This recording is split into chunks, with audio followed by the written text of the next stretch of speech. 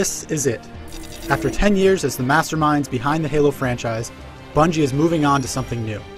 The Halo brand will carry on under the stewardship of Microsoft, but for the house that created Master Chief in the Covenant War, Halo Reach is the end of the road.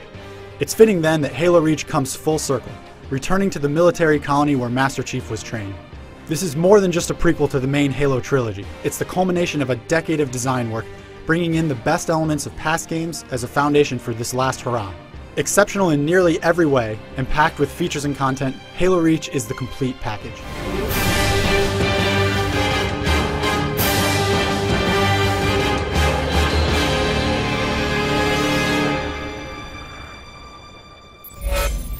Bad guy coming out!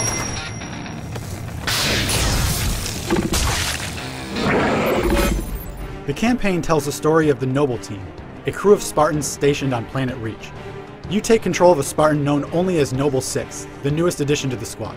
You'll get to know the rest of Noble Team as missions pair you up with its various members, but the action always stays with number 6 as he or she does their best to protect Reach from the invading Covenant forces. Noble Team's story and their role in the greater Human Covenant War has yet to be told, which ensures that even Halo nuts will be in for a few good plot twists and turns. Even so, this is the most straightforward and easy to understand story in a Halo game since the original. It's also the best looking Halo game yet, thanks to some fantastic art direction and a powerful new engine.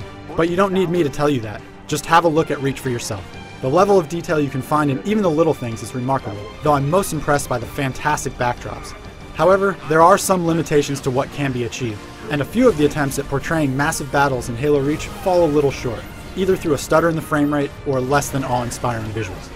I can't move on to talk about other aspects of Halo Reach without mentioning the soundtrack. Marty O'Donnell continues to produce some of the most striking music and sound effects in all of gaming.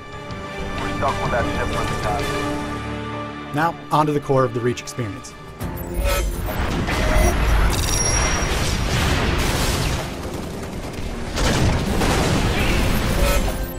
It's tough to summarize the gameplay of Halo Reach succinctly because it offers so much variety. Most will start with the campaign, the most challenging yet for a Halo game.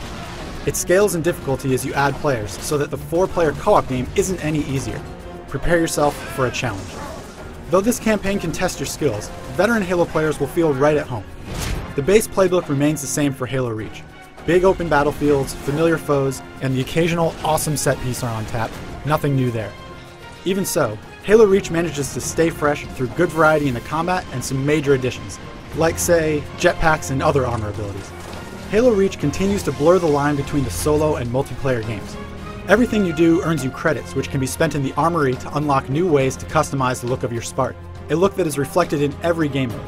While most games feel like their multiplayer and single-player modes are completely distinct, Halo Reach does the exact opposite. That's not to say the multiplayer in Reach doesn't stand out.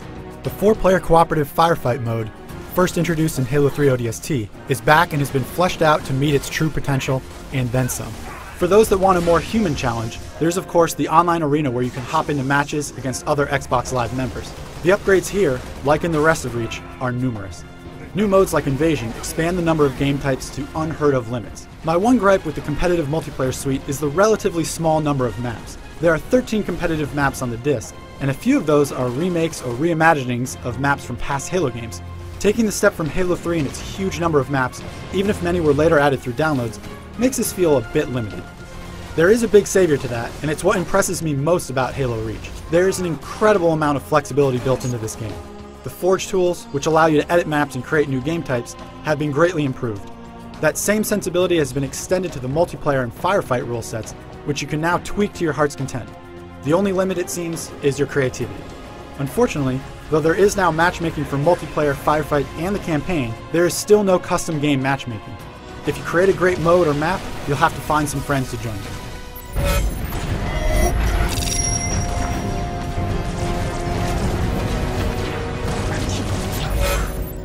There are elements of Halo Reach that some might find lacking, but they are few.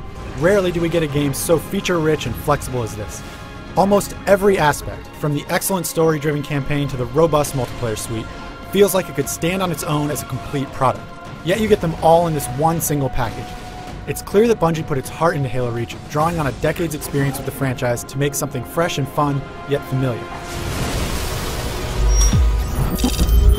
Do yourself a favor and go pick this one up. For more information on Halo Reach, stay tuned to IGN.com.